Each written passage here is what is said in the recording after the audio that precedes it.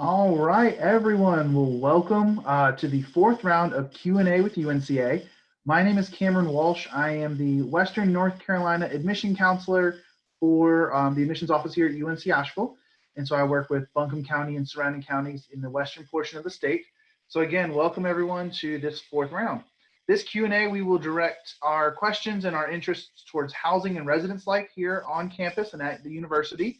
And I am so honored to be joined by Melanie Fox and Volley Barnwell, who are two of our amazing staff members in our housing and residence life.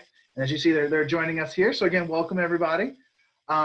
We have a quick video, if I understand correctly, that they're going to introduce you to some of the many residence halls that we offer here on campus at UNC Asheville.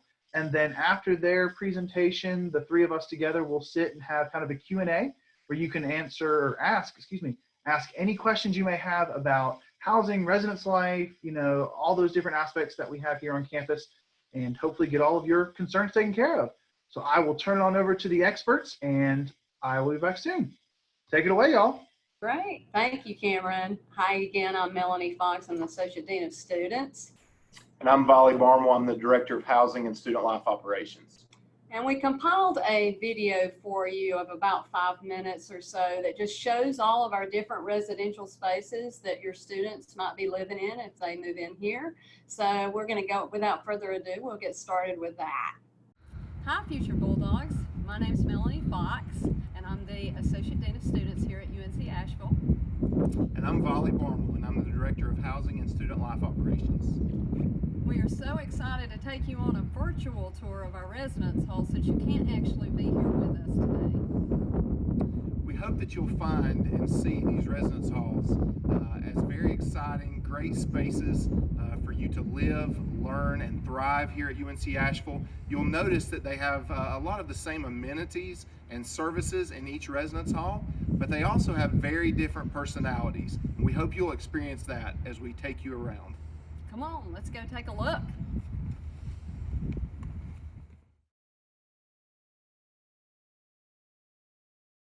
Here in Founders Hall, all our rooms are suite style, which means there are 4 people who are going to share one bathroom in this room. So you'll have 2 people per room. So when you come into the room, you'll see you'll have a large closet where you're able to store and hang all your items. You also have 2 beds, 2 chests of drawers, and 2 desks along in this large room because these are the largest rooms on campus. And you'll also have that one bathroom where it's just shared between you and your roommate and the 2 others on the other side, so 4 people for one bathroom. Throughout the building, you'll find multiple business centers where students use that to print off their readings and classroom assignments. Also, you'll find lounges scattered throughout the building as well, where students like to come and hang out and get a lovely view as you see behind us here. And also on the 2nd floor, there's a large lounge that houses a pool table and an entertainment room with a bunch of couches where students like to hang out. Also, there is a large kitchen as well where students use that to cook their meals. And then on the 1st floor, you'll find the vending area along with the laundry room. Welcome to Mills! Mills is a lively and community-oriented residence hall that houses predominantly first-year students and the Sankofa Living Learning community. Additionally, Mills residents will enjoy access to a community kitchen, Vending machines, lounges, laundry rooms, and a business center which can be used for browsing the web and printing assignments. Mills offers residents access to a beautiful and sandy volleyball court in close proximity to the botanical gardens. Each Mills suite houses 4 residential students. Within the suite, you have a common area, 2 double bedrooms, and a bathroom and a hallway.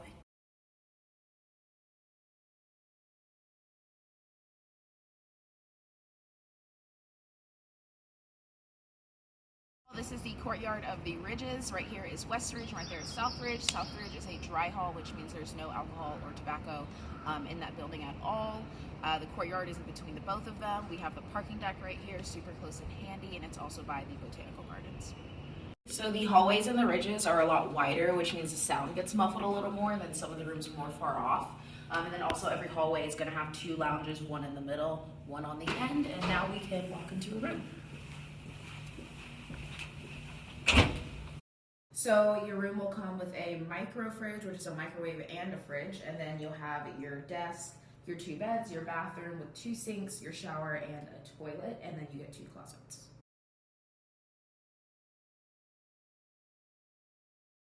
The Sky Lounge is also a fun amenity that we have in Ponder. It's up on the 5th floor on the top of the building. And on the bottom floor, we have something called the Down Under, which is a dining option for residents to get made-to-order sandwiches and pizzas. We have laundry rooms and kitchenettes throughout the building as well. And we also have business centers that students can use 24/7. So in Ponder Hall, we have a mix of single and double rooms, which can range from 4 people in a suite to 8 people in a suite. This is an example of our single room, which has a desk, a bed, and a closet. So this is an example room of what a double might look like. Hi, I'm going to show our areas that predominantly house our upper class students, and the first of those areas is Governor's Hall. Governor's Hall houses about 167 students, and those that live in single rooms and double rooms. Governor's Hall overlooks a courtyard and is right beside our athletic facilities, and it also has a 24-hour workout room, and that workout room is open to all of our resident students on campus. The next is Governor's Village, and Governor's Village residence halls offer housing for 100 students on campus. All the rooms in Governor's Village are all single rooms, and each suite has 4 single rooms, a large bathroom, as well as a common area within each suite. On the first floor of each building is a large lounge, a kitchen, as well as a laundry room. Governor's Village is also right beside our athletic and campus recreation facility.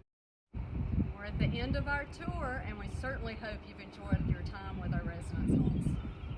Hopefully your next question is, how do I apply or select one of these great spaces? To do that, you simply go onto your housing portal through the OnePort account and click on Housing Application. Follow it step by step. That's how you apply to live in one of our spaces. We look forward to having you on campus. See you soon.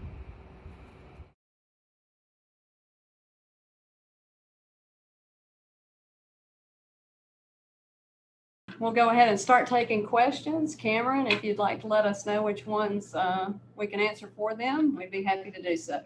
Yeah, so we'll kind of jump into this and see what questions we have. Again, students, parents, anyone who has a question, feel free to use the Q&A section. I have that pulled up right beside me, so those questions will just kind of rapid fire them away. So the one of the questions is, are you allowed to put things on the outside of your door as long as it doesn't damage the property? The answer to that question is yes. We have some particular standards of what kind of tape we would like for you to use. Command strips often work very well, as opposed to just regular tape, duct tape, or anything along those lines, as well as painter's tape. But yes, you can place things on the outside of your door. Perfect. And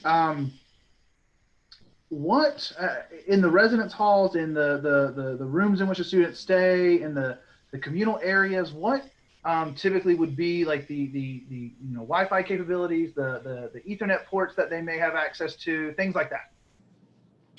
So again, it's great to talk with everyone today. The Wi-Fi capabilities in all the residence halls, every residence hall has Wi-Fi throughout, and that's included in the housing cost. There's no additional charges for Wi-Fi. In addition to Wi-Fi, we have what's called a port per pillow.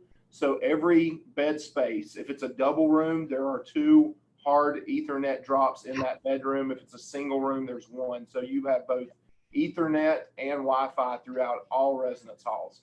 In addition to that, 2 years ago, we added a lot of our exterior spaces on Wi-Fi as well, because being outside at UNC Asheville is something that many students, that's why they come, is to be in the out of doors. And so there's also exterior Wi-Fi spots around the majority of the residence hall areas. Perfect. And since we weren't able to get the video to run as smoothly as we would like, would y'all mind giving kind of a general overview of residence life on campus, what students can expect, the different styles of residence halls that we tend to offer compared to maybe some other institutions they're considering, just kind of a general overcast, if you will? Yeah, I think Molly and I can popcorn that a bit. So I'll start off with Founders Hall as if I were a parent or a student who was first coming to UNC Asheville, that is the building where I would choose to have my student just because of the way it's set up. It's one of our most traditional residence halls in that you have your straight hallways, rooms on either side of those. Two rooms share a bathroom, and each room has two students that live within that. And there's just a lot of community developed from that setup. We do not have any community bathrooms in any of our residence halls, and Founders is no different. But we also have a lot of public spaces there. So it's a nice place, and it's adjacent to our Highsmith Student Union. And for a lot of students, that's the type of environment they're looking for, that social environment, students going in and out of each other's rooms, that really social experience. But for some students, that scares the heck out of them, and that's not what they're looking for. They're looking for a quieter environment that is kind of their room. And we have Westridge and Southridge, what we creatively or not creatively refer to as the Ridges. And the Ridges are a lot quieter environment.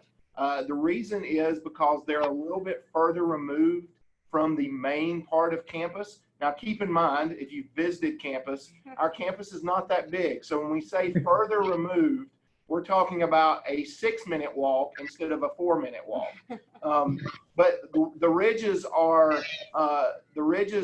built in such a way that the rooms are not on a straight long corridor. They have nooks and crannies. They are also large rooms that only share a bathroom with 2 other students. And they have a lot of lounge space, a lot of public space as well, but it's just generally a quieter, less social environment than Founders that Melanie mentioned.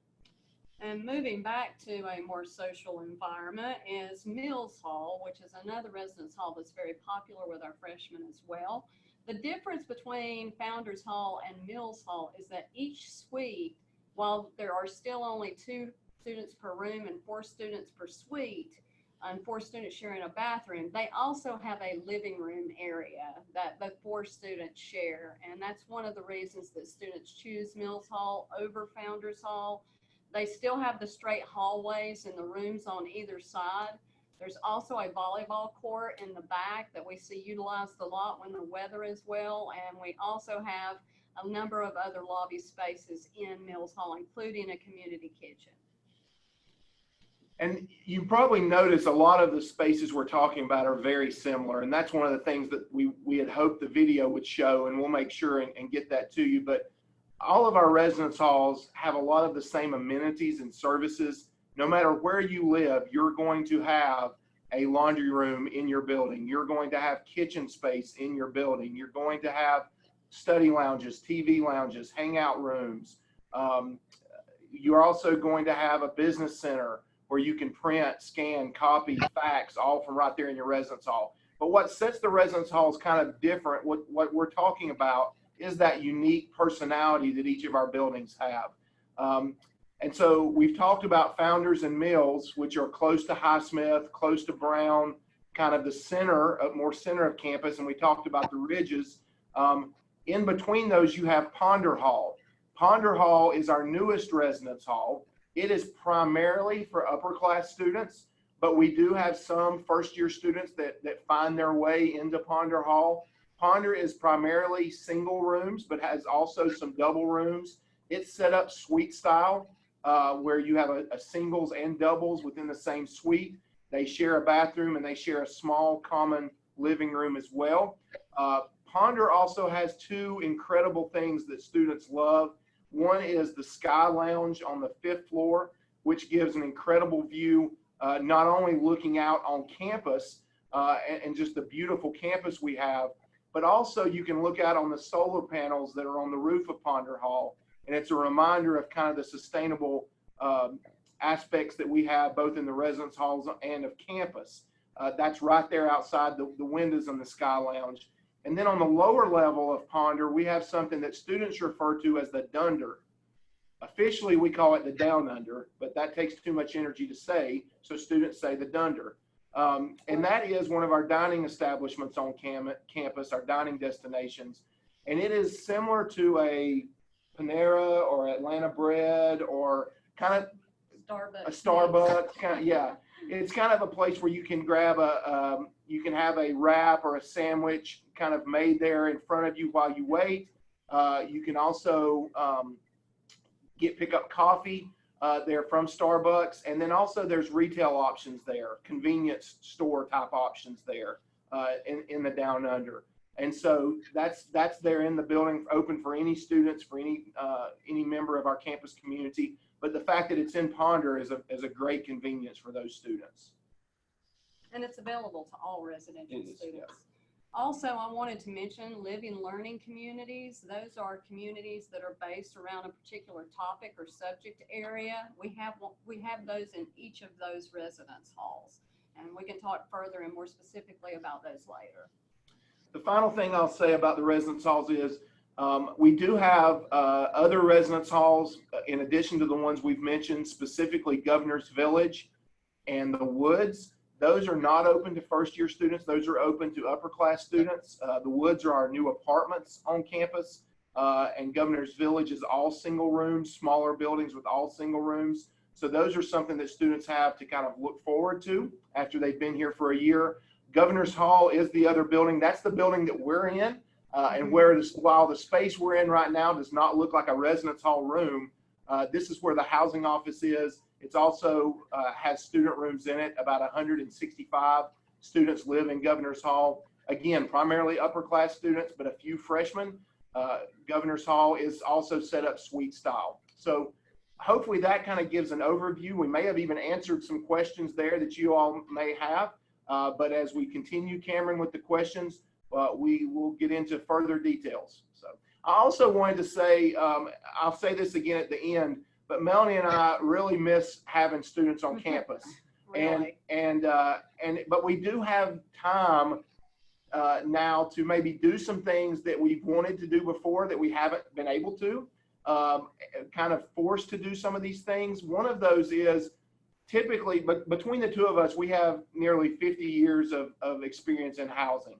And Melanie started when she was 3 years old. That's right. So, but in all seriousness, we are used to a lot of the questions that you as students and you as parents have that you may feel like are kind of silly questions, like how big is the dresser? What's the dimensions of the window? You know, how am I going to select my roommate? Even, you know, down to the details of what's the relationship going to be with the RA, all of those type things. So if even after this is ended, if a week from now, 2 weeks from now, 3 weeks from now, a month from now, you're really wanting to see what exactly is the furniture in a Mills Hall room look like, you can reach out to our office, let us know, and we'll be happy to basically meet with you on an individual basis virtually. So we'll set up a Zoom call with you, and we'll go over to Mills and we'll pull up the furniture. We'll look at the furniture there in Mills. We'll look at the space that you're interested in living in, because we know how important housing is for that on-campus experience. And we want to make sure that you have the answers that you're looking for. Plus, like we like to say, when you have a good product, which we do in our residence halls, we like to show them off. So, Cameron? Perfect. Well, thank y'all for that. That's an amazing opportunity. But I know a lot of students, especially with the way the COVID-19 is affecting their decisions and their opportunities to, you know, come back after knowing that they may be an admitted student, has kind of limited a lot of them. So from the admissions office, we thank y'all for that opportunity. That's wonderful, and it means a lot to us and our students that we've been working with for about a year now. So to kind of, you had mentioned a lot of amazing information, and to try to kind of maybe pinpoint some of the things that have come up and some of the questions that have come up in the Q&A.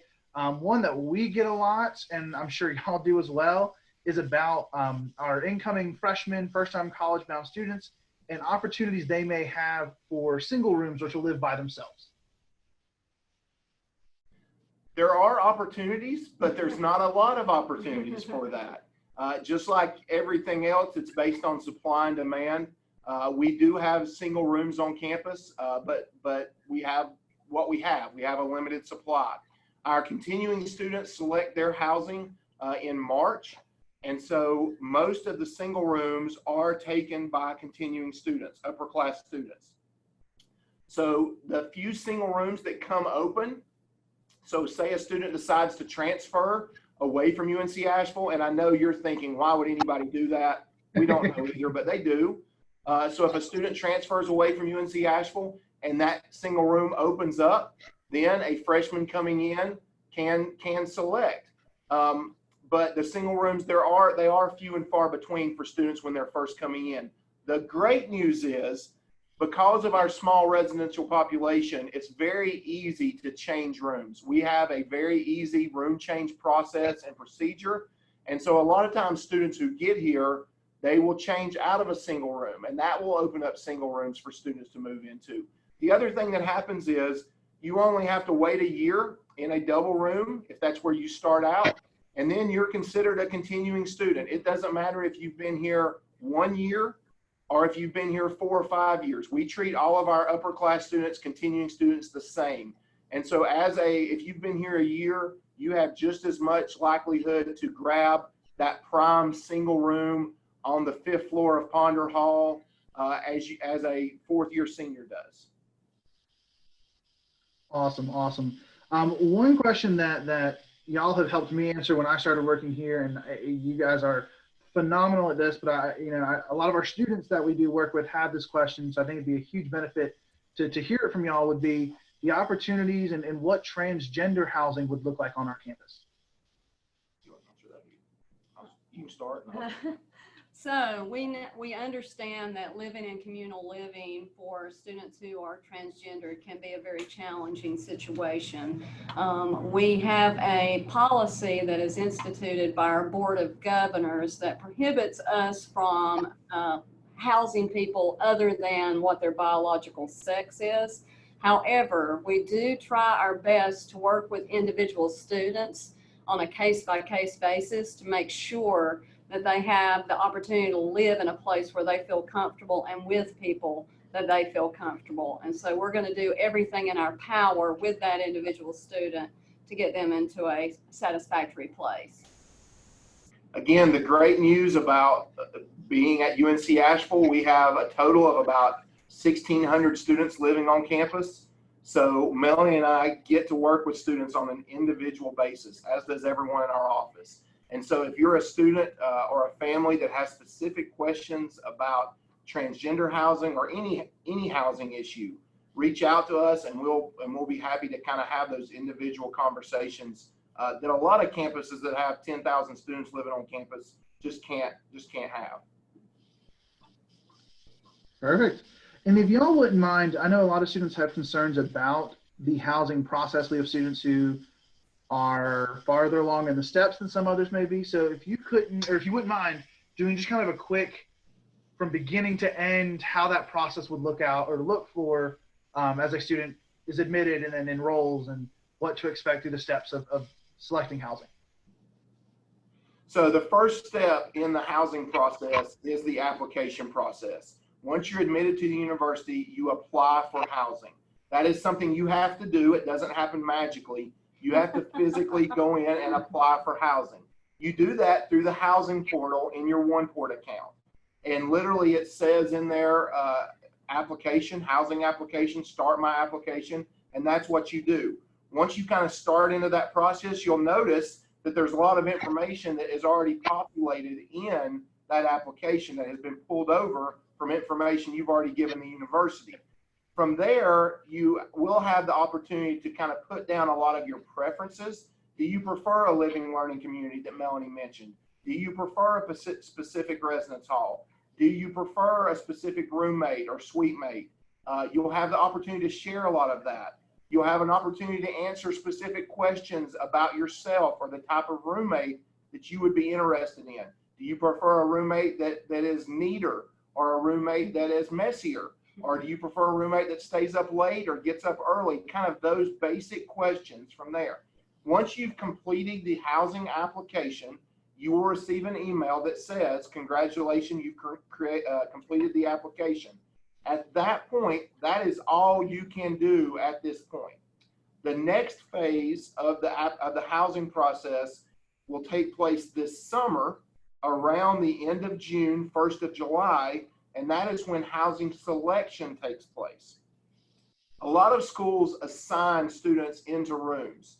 We try what is the best practice now, and what we try to do is we allow students to select their rooms. So similar to how you would select a seat at a sporting event, or a seat on an airline, or a seat at a concert, or that type of thing, we allow you and encourage you to actually select your room. So we'll go through that more as we get into the summer and after you've applied for housing. But basically, you will be able to have an overview of all the residence halls. You will select the residence hall you want. It'll then pull up a floor plan of every floor. You then can select the floor you want to live on, and then you'll be able to see all the individual bedrooms, and then you can select, I want to be in this bedroom, and if it's available, then you get it. You'll also be able to see kind of some basic information that students put about themselves if you're still looking for a roommate. I know the admissions Instagram page, the class of 2024 Instagram page, a lot of students are already making connections there, which is awesome. And students will continue to do that. But don't fear if you're a student who hasn't made a connection by June or July. We will still have opportunities to do that. Even if they're virtual opportunities, we'll have opportunities to do that. Cameron, does that pretty much give the basic overview you were looking for? That's perfect. The other thing that I'll add to it, I see a few questions about the housing deposit, and that runs in tandem with the admissions enrollment deposit. So for our incoming first-time freshman college-bound students, they typically place a $300 enrollment deposit. And to kind of break that down a little bit, it's actually two $150 deposits. $150 goes to the housing office, and they secure your housing on campus, and the other $150 indicates to us that you're coming as an enrolled student to attend classes. So that $300 deposit that you place once actually places the enrollment deposit for both housing and enrollment through the university. Great point. And we know that right now, Cameron, a lot of families and a lot of students are dealing with a lot of financial uncertainty. And so we have seen an uptick in students who are asking to have that deposit waived. And so we're working with those students. I would say that for students and families to keep in mind that if the enrollment deposit is waived, then the housing deposit will be waived as well, but that's still a request they need to make to us. We don't automatically know that. So that could be something as simple as just sending our office an email that just says, my tuition or my enrollment deposit was waived. I would also like to request that my housing deposit be waived, and we will honor that. But even if your tuition or enrollment deposit was not waived, but you still want to get your housing deposit waived, you can reach out to us and we'll work with you on a deferral of that deposit. Perfect. Yeah, typically when we waive our end, we have an amazing representative in our office. Her name is Lisa House. And she actually usually sends the students out an email that says, hey, we've waived your admissions enrollment deposit. Here's the housing email. Just let them know, and they typically follow alongside Exactly. us. We work really close together to help out any way we can with waivers and things like that for enrollment and housing deposits. If you guys wouldn't mind, well, I notice a lot of questions are about, decorations and rules about what you can and can't have in your residence hall. So I know it's always a fun question about what you have to send back home with mom and dad because they're not to bring it with them. So if you wouldn't mind, maybe some things you've seen in the past or things you recommend that they do and don't bring. Yeah, sure. Happy to do that. And in fact, what I'll do, I'll go over that, but also they have the freedom to go on our website. And if you just type in the search bar resident handbook, you can look at the table of contents and it'll tell you authorized and unauthorized items. Perfect. So I recommend doing that if you don't get everything you need from me. So students are welcome to bring all the things they need for their bedding, all the things that they need for their studying, their desks and things of that nature, posters, all kinds of things like that that they would like to use to decorate. They are not allowed to have any type of string lights or halogen lamps or any type of toaster oven. So anything along those lines, they don't want to be bringing those because those would be sent back home with mom and dad, and we don't want to have that happen. I think it's going to be important for them to coordinate with a roommate related to some items that both of you would be using. And for example, a television, So you don't have two of those per se in the room at the same time, because while they are bigger rooms than you might see at a lot of other campuses, they still can get pretty tight with two people's belongings in there. We do have micro fridges in every room, which means that it's a refrigerator microwave combination. So there's no need to go out and buy a mini fridge or a microwave, because those are included in every student room. So everyone has one of those. Any other prohibited items are related often to pets. And so pets are not allowed unless they can live in a 10-gallon aquarium, and they have to be able to live in that aquarium all the time underwater. So they can't have an aquarium without water in it and a reptile. It has to be something that lives underwater all the time. Are there things that I missed that? No, I think that's great. I was just thinking that sometimes right now with the staying at home, sometimes I feel like I'm in a 10-gallon aquarium sometimes, but I'm not. But, a fish tank, for yes. sure. So to kind of keep that little bit of a conversation going, one of the questions we had was about decorations on the ceiling of their Yeah, decorations on the ceiling are not allowed. That is where our fire sprinkler systems are located, and we don't want anything on the ceiling that could prohibit those from working effectively. So on the ceiling, you cannot have any kind of decorations or anything hanging from the ceiling that you would possibly screw into the ceiling to let hang. So no, that can't be allowed. You guys had mentioned that different RAs and residents and faculty staff that'll be available to all of our students.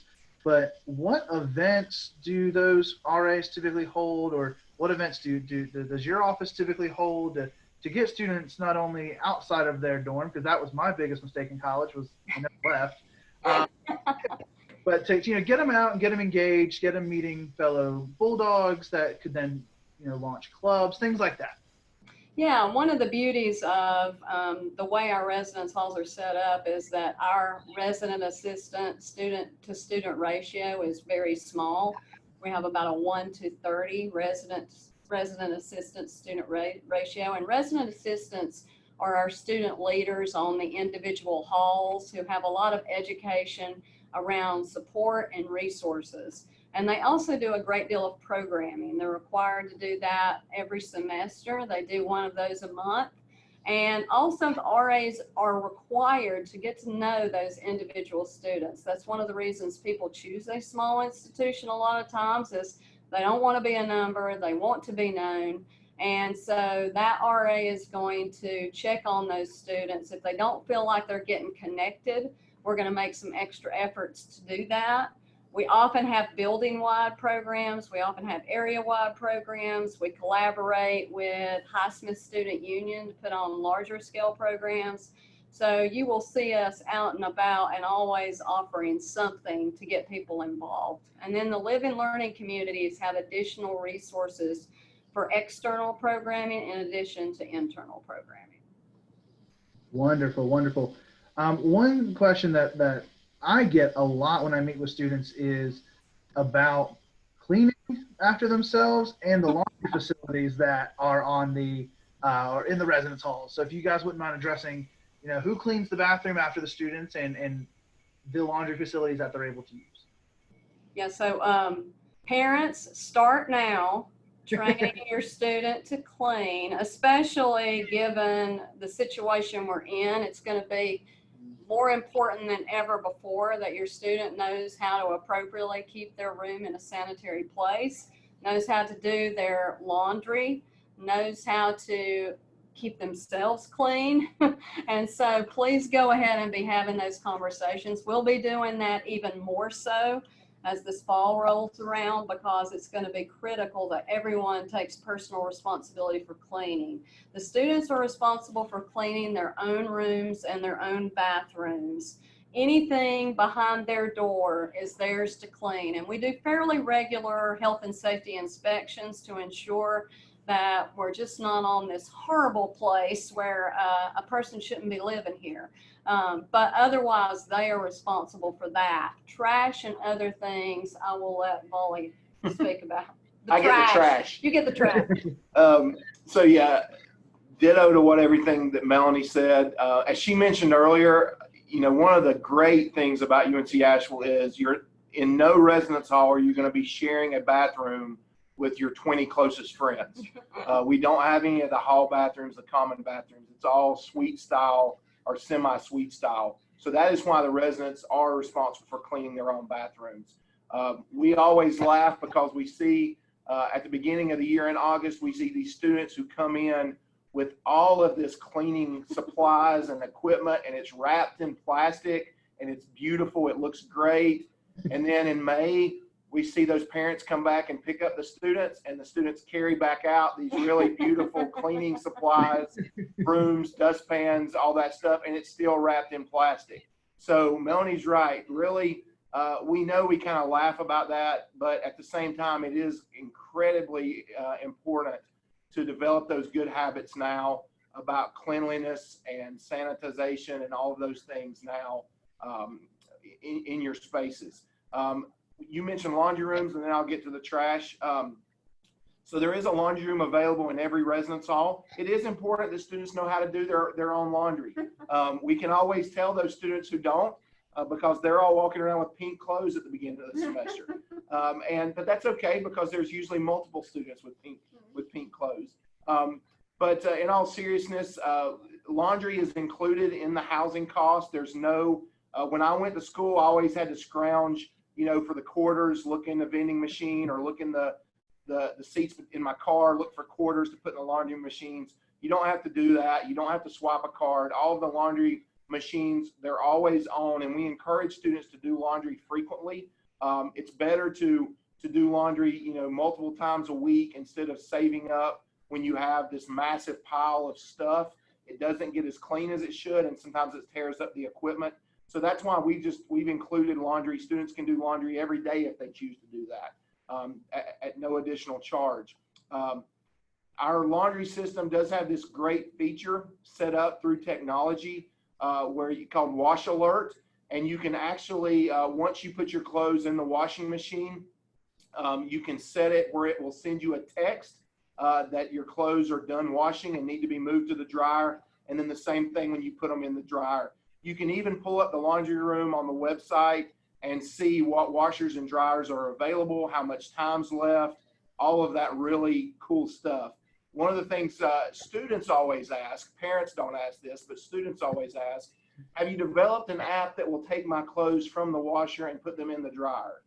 And we always say no, but if you invent that while you're here, then your parents will be very excited they sent you to UNC Asheville. So that's a little bit about the laundry.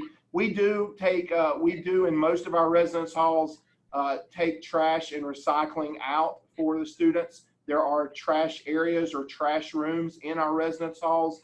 Some of those we're converting to students taking their own trash and recycling out this summer, but there will be still some areas that we will continue to help with that process. Related to that, sustainability is, as I mentioned earlier, a huge initiative on campus. So recycling is a big part of that, as is composting. So we have individual compost bins that are available for students if that's something that's important to the student. And then we kind of help educate and navigate that process for them. Well, to kind of keep going with the cleanliness idea, cleaning materials, vacuums, things like that, are those able to be like checked out or rented, or is that something that they need to bring with them? No, absolutely. We have most of those cleaning supplies. We were both ready to answer that one. Yeah. We have those cleaning supplies like the things you mentioned, broom, dustpan, vacuum cleaner, even occasionally students will ask us for some extra disinfectant or some extra rags.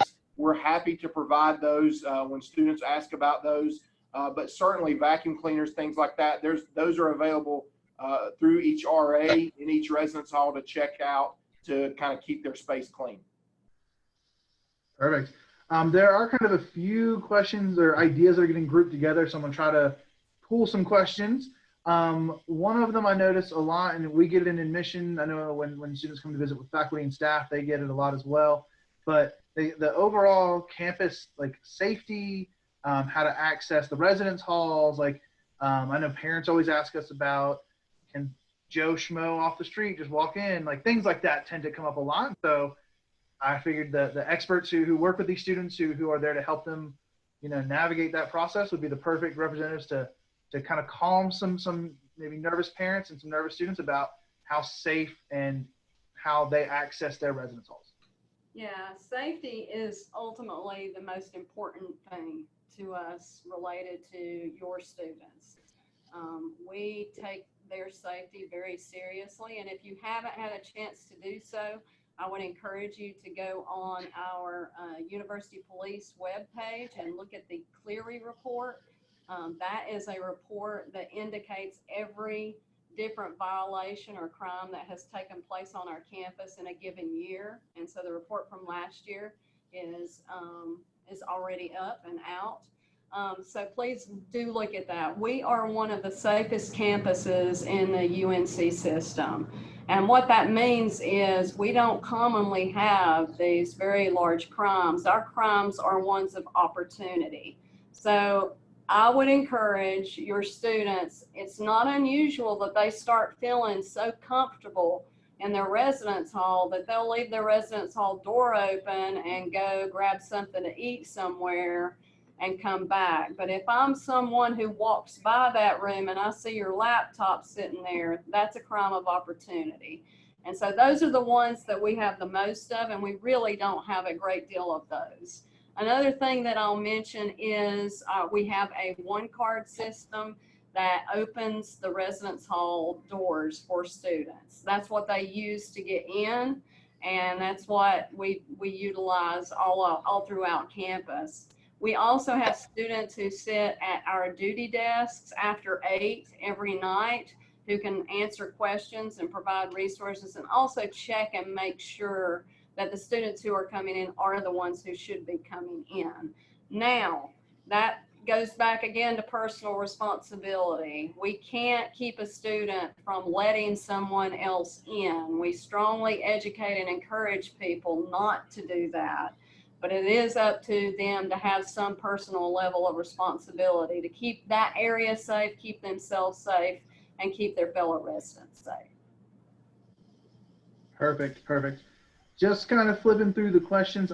One that I tend to get more from parents than the students, but it does come up quite a bit for us through like our daily tours and things like that, are about the genders that live in the residence halls. Are they co-ed? Things like that. Can a suite mate from two different genders live together? Things like that. Right. So as we mentioned with the transgender question, students are placed in rooms based on their biological sex. And so, no, you can't have different biological sexes living in the same suite. The buildings are co-ed. What that means is you could have 4 females on one side of the hallway and 4 males on the other side of the hallway.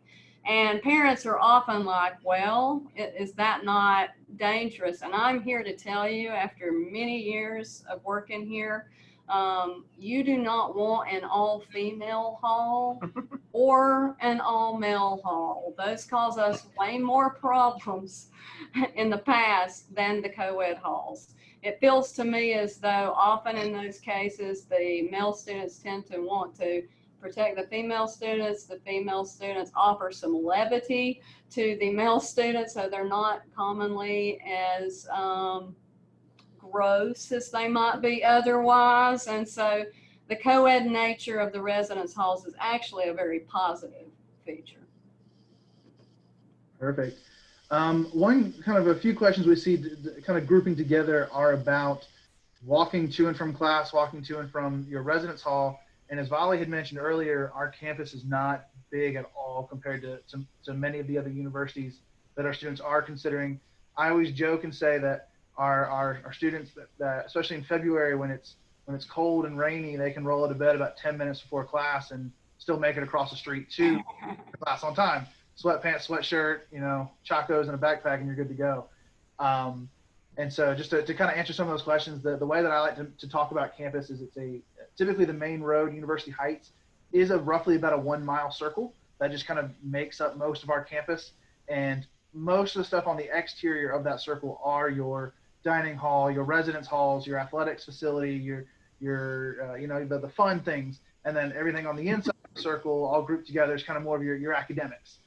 So it's not a huge campus by any sense of the word. And as if y'all feel differently, feel free to disagree, but it's not a huge campus, which means, rolling out of bed 10, 15 minutes before class, you can still make it on time. We're not a busing campus. You don't have to bus around the city of Asheville to get to your classes. It's all kind of a close-knit little community that we have here that makes up campus. Yeah, I would agree, Cameron. A couple things you mentioned made me think of other things. One being, we have what's called the residential corridor. All of our residence halls are kind of grouped together from the woods on one end of the residential corridor to Governor's Village on the other end of the corridor. You can pull up a campus map and you can kind of see that. So it's funny to see students when they're walking even from one spot on campus back to their residence hall. Often they won't go a direct route. They'll stop into this building, they'll stop into this building, they'll stop in, so it kind of even breaks up the walking even more. We often get questions about, well, what happens if I'm coming back from class late at night and I just don't feel safe?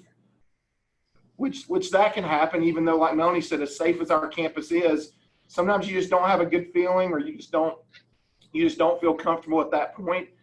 We have a couple of things that are great. One being, across our campus, we have the blue light emergency phones. Most students today have cell phones, but even if they don't have a cell phone on them, or if they can't get to it, all they have to do is get to one of those blue light phones, tap the button. It will immediately let campus police know that they're not feeling safe. Many of those also have cameras on top of them, so they can kind of see what's going around that area. It will give campus police a location. The other thing is, our university police is happy to provide rides or escorts back from class late at night or wherever a student needs to go.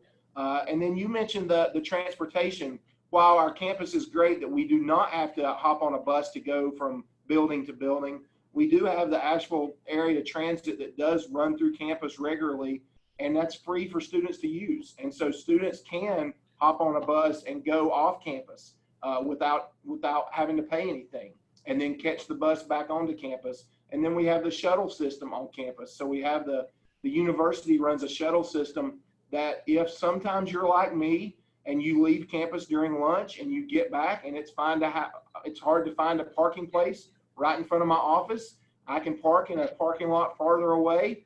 And if I'm in one of those days where I just don't want to walk, or it's raining or whatever, I can hop on the university shuttle, which comes by about every 7 minutes, and they'll take me right up to my office. So that's just great things that our campus is able to offer that, again, do not cost students any more than what they're already paying through tuition and fees. Perfect. One question, and it's very common, especially where we're at today. The reason we're meeting all virtually today is the effect of COVID-19.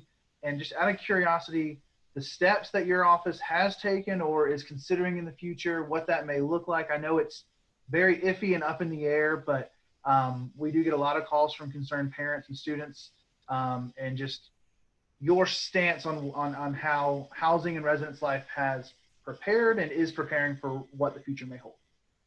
Yeah, so that is something that we are working on diligently every day. And as you can imagine, there are all kinds of different scenarios that are at play.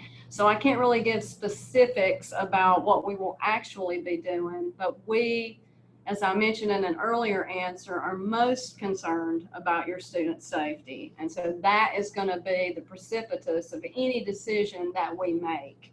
We have already talked about different ways to keep areas clean, different ways to provide hand sanitizers more regularly and more appropriately. We are at a benefit that we don't have the community bathrooms, so we don't have to worry like many schools in our systems are of how do we negotiate that. So we have a lot of benefits in our court for that. And as many of you may have seen, the UNC system president yesterday made a statement that we are going to do everything in our power to have all the system schools here on campus for the fall. What that may look like has yet to be completely determined, but I can assure you that Volley and I will make every step possible to ensure the safety of students. And if that becomes very, very drastic things that require a lot of work, we don't care. We're going to do it. So do you have anything to add to that? No, I mean, another benefit, Melanie mentioned not having the community bathrooms. It's really interesting when you're talking to some of these other schools, and they're talking about, they're really trying to figure out a way where they could only have, 8 students sharing a bathroom or something like that. And we're already down where we only have 4 or 5 students at most sharing a bathroom already. And so that's really encouraging to me. Another thing that schools are really struggling with is a lot of spaces, especially freshman spaces, have furniture that's shared. There may be one large desk in a room that 2 students share, or they have bunk beds that one student has to climb up on top of another student's bed to get to their bed. And so you have a lot of these shared spaces, shared dressers, shared closet spaces, things like that. We're very fortunate that all of our residence hall furniture is individualized. Every student has their own bed, their own desk, their own dresser, their own chair. And so if students, we will have it set up in such a way, we always have it set up in such a way when students come onto campus that the rooms are kind of set up where one student has one side of the room and the other student has the other side of the room. Now, often students move their furniture around or ask us to help move it around, and that's fine. We're happy to do that.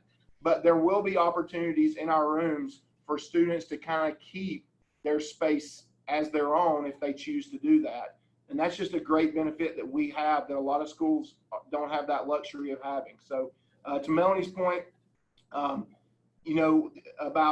the research we're doing, about the scenarios we're doing, we're on webinars and Zoom calls and conference calls, not just here on campus, but regionally at the state level, even nationally. We're doing research. We're finding out new things every day on kind of what best practice is for universities, especially housing. One of the great benefits I have as the Director of Housing and Student Life Operations is having our own housekeeping and maintenance team that we do not contract out. We do not have to go, I don't have to go ask anybody else on campus if I need our housekeepers to do something.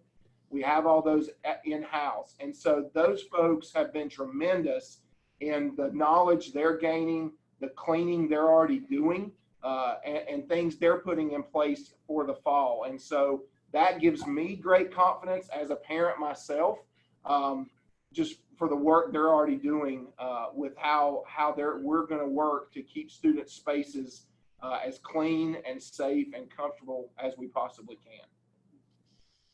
Wonderful, wonderful. Students that may meet someone through the Instagram page, like you had said, Volley, or maybe came to one of our events earlier in the year when we were on campus and they had met someone. Are there ways as they go through the housing application process to maybe link accounts, or to, me and 2 of my buddies want to stay in the same suite? Yeah, so that's called, in the housing application and in the housing selection world, that's called roommate groups. And it's called a roommate group, but it doesn't just have to be for roommates. It can be for roommates, suite mates type things. And you set that up similar to how you would set up things on other social media. Basically, if you meet someone in real life that you want to be part of your roommate group, then you send them an invitation to join your roommate group. And and then they kind of join up there. So you have students who join roommate groups. And the great thing about that is when you get to the selection point, one person from the roommate group can essentially assign that entire roommate group to their spaces. So we encourage students to kind of sign up into those roommate groups. It's not required. It's not something students have to do. If students struggle with that, well, we met, but I can't seem to get them in my roommate group, or I sent them an invitation, but they haven't accepted it, or they say they sent me an invitation, but I haven't seen it. they can always email us, reach out to our office, and we help navigate that all the time. That's a common, almost daily, we get a student who sends us something that says, I've met this person, you know, I met Cameron and I want to live with Cameron. How do I do that? So that's a common thing. Yes. A couple items, we had talked about things that are or are not allowed, or things that are or are not recommended. But I know a few of these things have popped up in the chat. I figured since we have a second, we just lump them all together real quick. Battery powered string lights, fairy lights, and Keurigs in their room. Battery powered are still not allowed. Any kind of string lights, for the main reason that we aren't going to be able to go in and inspect what kind of lights students have. So if I'm walking by and I just see someone have lights in a window, I'm not going to go and ask what kind of lights are they. So we just do a full force, no lights of any kind string wise in the rooms. And that's driven by kind of policy and kind of the fire inspections that we are subject to. There's still a lot of research that one of the most common fire hazards in residence halls is string lights. And like Melanie said, we just don't have the ability to go through and say, okay, these lights are okay, but these aren't. There are some battery lights that put off a lot of heat, and we would get in trouble if someone walked through and saw them. And so that's why we have to do it. It's, you know, I would love for students to be able to have lights. Yeah. You know, we've had students who have said, well, what if I make all my lights blue, like UNC Asheville blue, can I have them? We would love that, but we just can't, again, as Melanie said earlier, safety is the utmost importance, and we just can't have the risk of a student that brings lights that put out heat, you know, that would cause a fire. So that's why we have that stance. Perfect. In regards to, say, visitors or quiet hours, I know that's kind of two different areas, but trying to lump some questions together for time's sake. For students allowed to have visitors from, you know, maybe weekend hours or what that may be, and then are there residence halls, or do all of them have a set quiet time, or curfew has also come up as well? Yeah, so I can answer the curfew. No, there is no curfew. Parents, if you want, you can go ahead and set that for them, and you can hold them accountable to that.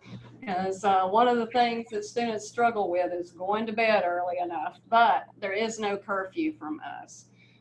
In terms of visitors and guests, we do have policies that allow for guests and visitors for students to have within certain time frames and over a course of a number of nights. However, one of the things that I will say that we are considering for the fall in order to keep people as safe as possible is limitations of guests from off campus that are not UNC Asheville students, because we need to make sure that we are not allowing people on campus that we don't know where they have been or who they may have been in contact with. And we haven't fleshed all of that out yet. And that is not our normal policies or procedures, but it might be until we can get through this coronavirus situation. And I think quiet hours. Quiet hours are really after midnight all the way up through noon. And then on the weekends, it's 1 to noon. We do have more firm quiet hours during exam weeks. Because we want to make sure that students have every opportunity to study effectively, and we post those, and those are separate. But anytime that someone is way too loud, we certainly are going to address that. But to be especially quiet is anytime after midnight. I know that in the admissions office, we work, we kind of help try to bridge the gap with academic accessibility for students who may have a disability or need some additional housing considerations. So if you wouldn't mind speaking to how closely you work with that office and how that has helped students in the past. So great point. We also work with the Office of Academic Accessibility for all the accommodations that may be needed in the residence halls. And those are wide ranging, and that the ranges of needs of students, the individual needs of students continue to grow every year. And we, again, want to work with students on an individual basis. And so we encourage students to contact the Office of Academic Accessibility. And then that office contacts us and they will say, hey, Volley got in touch with me and here's what Volley, needs. Here's the accommodation that Volley needs. And we've deemed that this is something that needs to be met. And then they will task us with doing that. And so generally, in most cases, because we're small and because of the resources that we do have available to us, we're able to meet most of those accommodations. Obviously, if they contacted us and they said, Volley's coming to your campus and Volley needs to have, all of Westridge Hall to himself, he needs to be in that building by himself, then we would say there's nothing we can do to accomplish that. That's not a reasonable accommodation. But most accommodations we can work with the Office of Academic Accessibility and the student to do that. One of the things that usually comes follow up to that question is the concept of emotional support animals, which is students are learning more about today. Those are also things that have to go through the Office of Academic Accessibility. And then there is a process in place that Melanie is a part of in our office, Tara in our office, where they help kind of with navigating the student, helping the student navigate through that process. Just because a student feels like they have an emotional support animal does not always mean they're going to be able to bring it to campus, but that's something that the Office of Academic Accessibility can help them with. There are some guidelines that they have to follow. But that, again, that's a question that needs to start with the Office of Academic Accessibility, and then they'll bring it forward to us. Wonderful. In regards to LLCs, I noticed a few questions about how LLCs are what residence halls typically host or house LLCs, and would showing interest in an LLC restrict students from being in residence groups or with friends that they may have? So there are live-in learning communities in every single one of our residence hall areas. We have a total of 8 live-in learning communities. Some residence halls actually have a couple of those.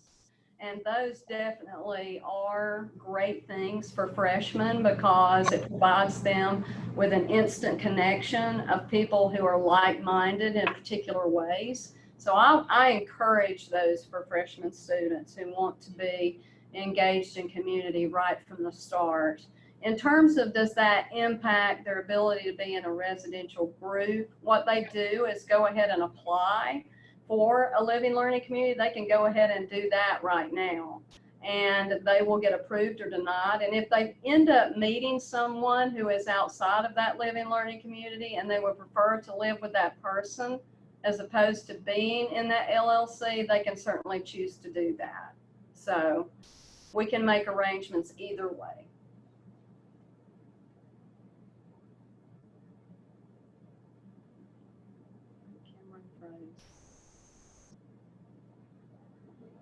Hello, Cameron, you still there? I think Cameron may have frozen up. Yes, he's calling me just a second. While I'm getting in with him, let me look at some other questions here that came through. Let's see, just on LLCs. Does want to know, does the college supply trash bags, or do students need to supply those themselves?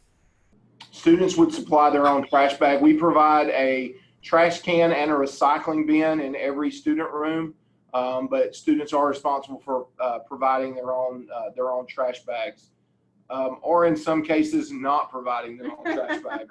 But we hope they provide their own trash bags. Related to that trash bag question, another popular one is toilet paper. And I'm not trying to make a joke about a current situation. Generally, students a lot of times will ask about toilet paper and does the university provide toilet paper? And we do not. That's something that students provide for themselves. I will say at one of the great programs that the residential education staff does, Bingo, one of the grand prizes every year is this massive case of toilet paper, like 48 jumbo rolls of toilet paper, and that's always been a hot item. Given on what's going on in our state and our country, that may even be worth money this year. I don't know. You could sell that online. Yeah. So Cameron contacted me and his computer apparently crashed. So I'm jumping in to help him now. Welcome, Nate. Everybody, welcome, Good. Nate. Yes. Good to see you. I've been on the back end helping answer questions and things like that. But another student has asked about becoming an RA. So they want to know, what's the compensation for RAs? Is it room and board, or how does that work? Yeah, so becoming an RA, we have students who live here at least one semester, preferably a year, before they apply to be a resident assistant. So they have some experience living on campus. RAs are provided with a single room at the cost of a double rate, and they get a room discount. They don't get all of room and board paid for, but instead they get an additional compensation that ends up being about $4,000 a year for a first year resident assistant. Great. Another student has asked, what is the move-in process like? I mean, I know as a faculty member, I know we help out, but can you kind of go into a little bit more detail about the move-in process? Yeah, commonly our move-in is actually one of Volley's and my favorite days here because of all the help that faculty and staff provide. Literally, parents are dreading move-in day because they're afraid of how long they're going to be waiting, how difficult it's going to be to get through the process. And we feel like between us that we've worked enough of these that we have it down. And we always hear parents saying, you know, I moved in at 2 other universities and it sure wasn't like this. So it's usually very, very easy, very common, lots of help comes. And unfortunately, this year, we're not sure how that's going to play out because we don't want as many people handling other people's belongings. And so those are some of the things that we're thinking about and looking into. We also don't want to have 800 people moving in on the same day, given the need for social distancing. So those are some things that we're considering right now. But we will still have as one of our focal points, how easy can we make this on families and on students? And we're going to do our best to have that happen. Yeah, a parent, 2 years ago, a parent told us that, and this stuck with me, but they talked about how stressful the transition for a new student coming to college already was, even if everything goes perfectly. And making move-in as seamless as we were able to do it just took that away, took that part of this equation away, and they were able to at least not have to worry about that stress of move-in day. And so to Melanie's point, we honestly don't know. That's why we were looking at each other. We don't know what we're going to be told, what directives we're going to be given, and then how we're going to implement those things related to move-in. But in the back of my mind, or maybe in the front of my mind, I'm always going to go back to that conversation with that parent. How can we take the stress of move-in at what may possibly be an even more stressful transition to a college experience, given the situation we're in right now in our country? Obviously, we don't know what that's going to look like in August, but that's going to be at the first and foremost of our minds, is how can we make this move-in process run as smoothly as possible. And it looks like Cameron is back now, so let him jump back in and take over the rest of this. All over my house dropped for a split second, but there you go, Cameron. Thanks, Volley. All right, thank you, Nate, for tagging in for me. One area that we get asked a lot about is year-round housing, and in particular, students that are like moving to the area to attend school. Are they able to start year-round housing in summer? So year-round housing, our year-round housing is typically for people who are moving to the area or people who don't have another permanent residence. Or once students get here, they just fall in love with Asheville and they just say, I don't ever want to leave that place. And so our year-round housing takes place in our on-campus apartments, which is in the woods. Those apartments are not available to first-year students. So therefore, a first-year student cannot begin their year-round housing until after their freshman year. However, we do work with students who come in August who say, I'm planning to be year-round and I need to stay over breaks and things like that. What we have done in the past is the only break that we closed for last year was winter break or Christmas break, which happens between December and January, between fall semester and spring semester. We don't know again what breaks are going to look like in the upcoming year, but that would be our plan again, is that's the only break that we would be closed for. So if you think about that, a student who moves on campus in August, regardless of which residence hall they live in, they could stay here year-round with the exception of those few weeks, January and December and January, and then convert to a year-round student the following May, and in theory, never have to leave campus again until they graduate. Of course, I say that while we're in the middle of a pandemic, and we've got students who we've had to ask to leave. So, but that would be our goal. Perfect.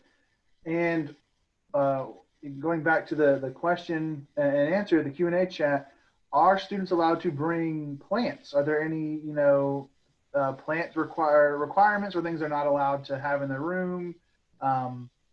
Fresh air from the plant, things like that. Yeah. They are no marijuana plants, but any other kind of plant I encourage. I mean, there is scientific research behind having plants and mental health and also physical health, and so we certainly encourage those. Again, the rooms are fairly small, so you don't want to overwhelm it with plants. If I were in a room, that's what I would do. I wouldn't have room to walk because I'd have so many plants. But yes, bring some, make sure that that you have them and that you're taking care of them. Yeah. Perfect. Well, I think we went over a few minutes, which is perfectly okay to help get all those questions answered. Give it one last hurrah, see if there's any other questions. Cameron, I don't know what, we were planning on being here till 5:30 in case we knew there would be a lot of questions. So Wonderful. If you still got other questions, you feel like don't worry about us. We're fine to hang around. Perfect. So another one we'll end on this one, and then we'll kind of begin our closings and our wrap-ups. Do students have to stay in the same room the entire year? Are they able to switch? Are they able to change roommates? How you'd mentioned that process is fairly simple, if you wouldn't mind. So at the beginning of the year, when August gets here and students move on to campus, the first week of classes, really about the first week and a half of classes, we do have what's called a freeze period. At that point, we're still trying to figure out, are there students who told us they were coming that didn't show up? Are there students who got here and they're not sure this is the building they want to be in? They want to move to a different building. So we're still kind of navigating through some of that. So we kind of have a freeze period. After that freeze period is over, we have an open room change period that begins. During that open room change period, students can move from room to room, building to building, suite to suite for any reason. They don't even have to have a reason, just whatever. It's an open room change period. And that process takes place at the last about a week. Then after that period ends, then we go back into a more closed room change period. The way that works is if a student feels like I'm not going to be successful in this space, it's too loud, it's too quiet, whatever, I would like to be closer to the student union, I'd like to be farther away from the student union, my roommate's eating my food or I'm eating my roommate's food or whatever.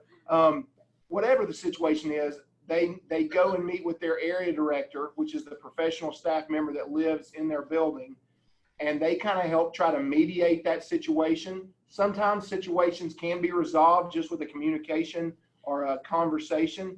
Sometimes there are irreconcilable differences that just can't be, and they realize for this student to be successful, they're going to need to move. And so then they contact our office and help, and again, we kind of help facilitate that process. So it's not that you're assigned a space and, for better or for worse, richer or poorer, you're going to stay in that space and it's signed in blood. There is, you know, a benefit to being a part of a community and giving that community a try, but we do have an open room change process. And based on that, I would just say another tip for parents right now is to go ahead and begin, if you have not already, teaching your student assertiveness and how to have conversations with roommates. Some of the biggest issues we have are things that people just are not willing to talk about because of a fear of what that other person might think or say to them.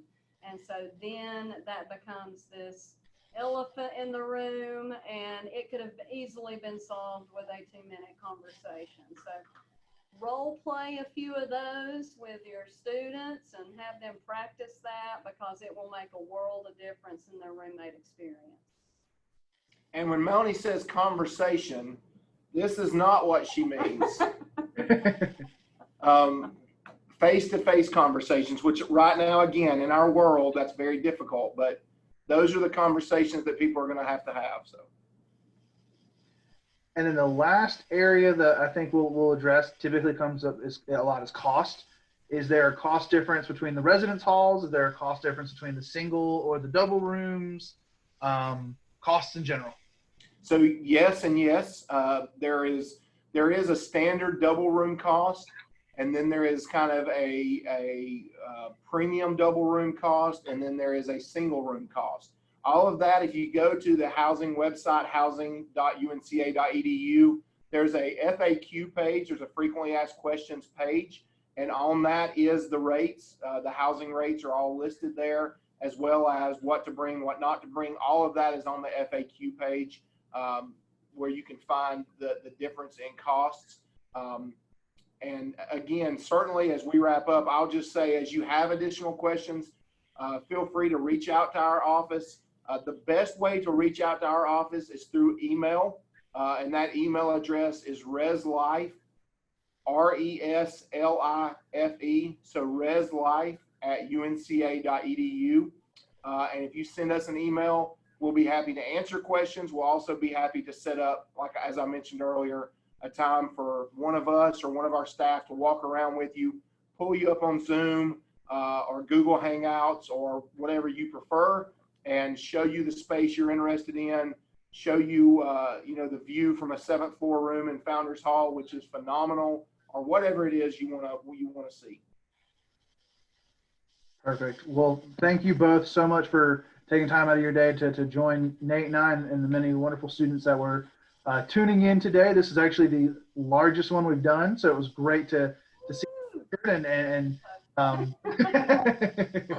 and so we're really excited about the future ones and see if this will still be the largest towards the end of the year.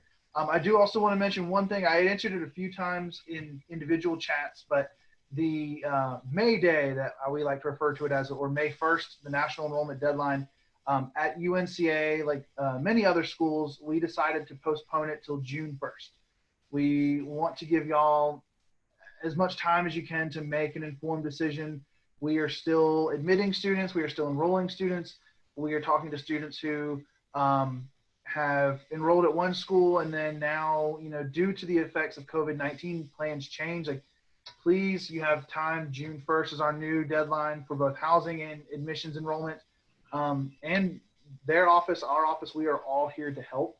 So please phone call, email, let us see how we can help you. So again, thank y'all so much for joining us today. Melanie, thank y'all so much for everyone who joined us today. And again, we're here to help. Thank y'all. Talk to you soon.